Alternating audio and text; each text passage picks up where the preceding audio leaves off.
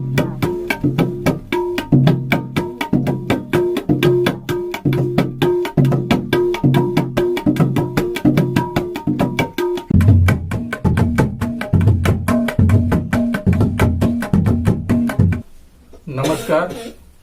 मैं हूं धर्मपाल महिलांक और आप देख रहे हैं आपका अपना YouTube channel Dharampal CG tech art. इस चैनल में आपका बहुत बहुत स्वागत है। कुछ लोगों को ये जानने की बहुत इच्छा है कि हमारे छत्तीसगढ़ में जो पंथी धुन बजता है उस पर तबले पर कौन सा ताल बजता है या कौन सा बोल बजता है।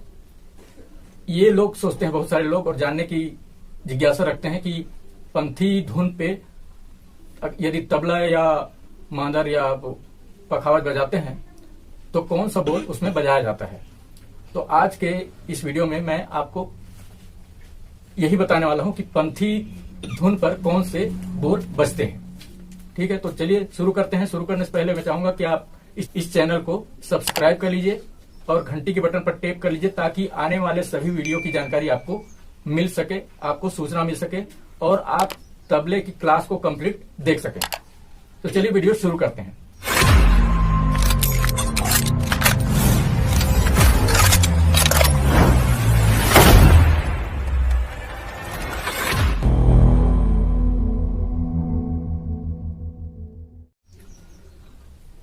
तो इसके बारे में थोड़ा सा चर्चा कर लेते हैं कि पंथी धुन कब क्यों बजाया जाता है।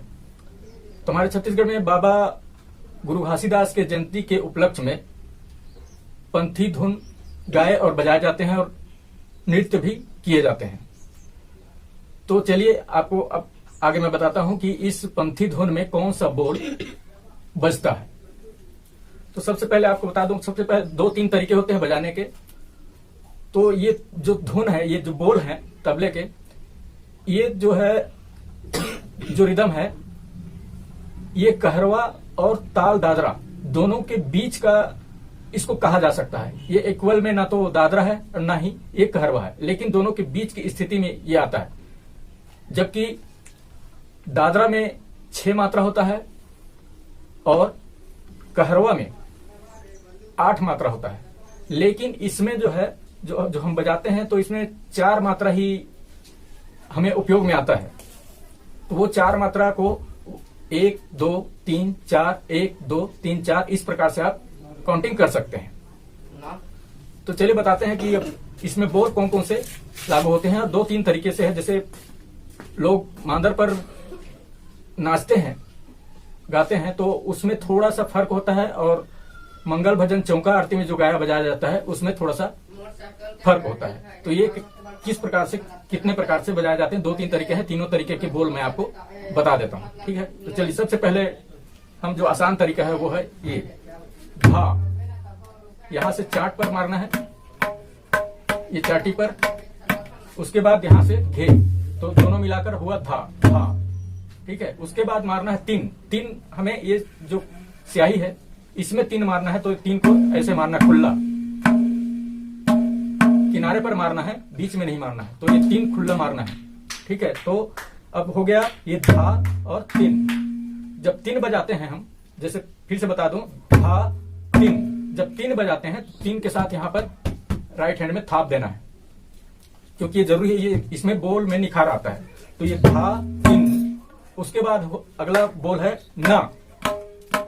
यहाँ पर चाटी पर ही मारना है, चाट पर, किनारा पर, तो ये होता है ना।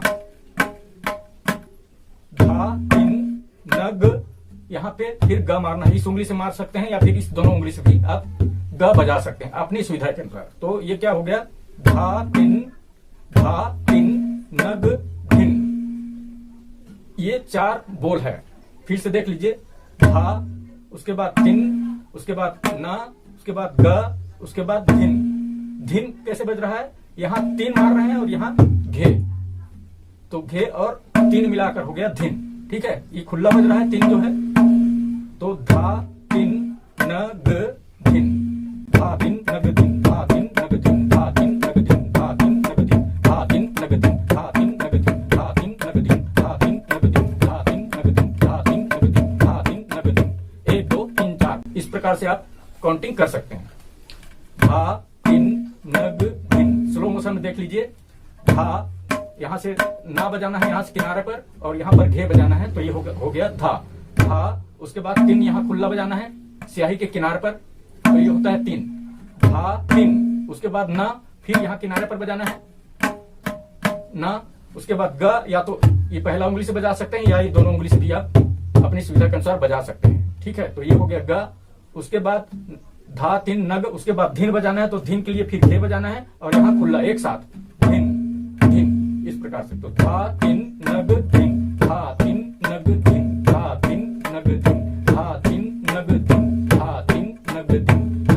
अब इसको तेज बजाना चाहे तो देखिए कैसे निकलता है। धा तीन नग धीन, धा तीन नग धीन, धा तीन नग धीन, धा तीन नग धीन, धा तीन नग धीन, धा तीन नग धीन, धा तीन नग धीन, धा तीन नग धीन, धा तीन नग धीन, धा तीन, इस प्रकार से। तो ये एक तरीका हो गया। दूसरा तरीका मैं बताता हूं आपको। दूसरा तरीका है, यहां हम धा बजाते हैं, उसके जगह हमें बजाना है धी। धी कैसे बजाना है, यहां पर जो स्याही है छोटे तबले का, स्याही पर अनामिका और मध्यमा उंगली से चिपका कर प्रहार करना है, इस प्रकार से जोर से। ठीक है, तो और यहां पर घे ही बजाना है, तो ये होता है धी धी धी। पहले हम धा बजा रहे थे, अब उसी के बदले हम धी बजाएंगे यहाँ। तो धी, और बाकी तो वही है, धी धिन, धी धिन। यहां पर बजाना है, हम पहले तीन बजा रहे थे, जैसे धा तीन बजा रहे थे, तो अभी क्या करेंगे, धी धिन बजाएंगे, धी धिन। यानी यहां पर जो तीन बज रहा था उसको धिन करना है, धी धिन धी धिन। यहां तो सेम बजेगा, लेकिन यहां पर हम थाप देते थे तीन की जगह, वहां पर भी घे का इस्तेमाल करना है। ठीक है, तो ये बजेगा धी धिन नग धिन।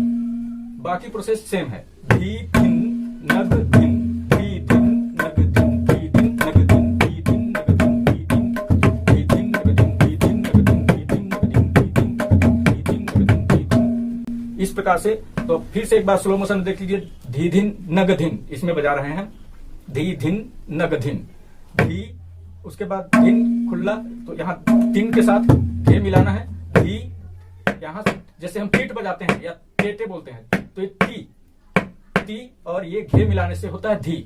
ठीक है, धी धिन नग धिन, धी धिन नग धिन, धी धिन नग धिन, धी धिन नग धिन, धी धिन नग धिन, धी धिन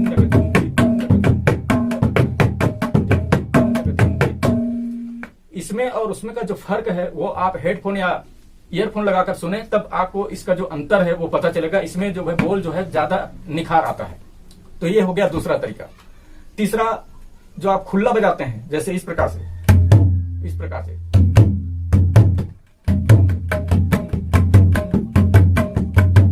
इस प्रकार से खुल्ला बजाते हैं, तो इसमें भी क्या होता है, धा धा करके बजता है, ये धा धा, उसके बाद धा धा नग धिन, धा धा नग धिन, धा धा नग धिन, इस प्रकार से बजता है। धा धा मतलब हम यहाँ बजा रहे थे उसको खुल्ला बजाते हैं, तो ये क्या होता है, यहाँ बजाते हैं ना, और यहाँ होता है घे, घे को हम खुल्ला बजाते हैं, धा धा, उसके बाद नग धिन, धा धा नग धिन, धा धा नग धिन, धा धा नग धिन। तो ये हो गया तीन प्रकार। और अब आपको इसको सजाने के लिए आप इसमें तिरकिट का भी यूज कर सकते हैं, तिरकिट का उपयोग कर सकते हैं, जैसे टेटे टेटे टेटे इस प्रकार से बजाकर बीच में भर सकते हैं आप।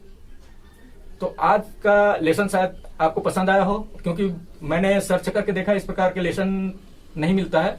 तो आप जान लीजिए कि पंथी के धुन पर इस प्रकार के ताल बजते हैं।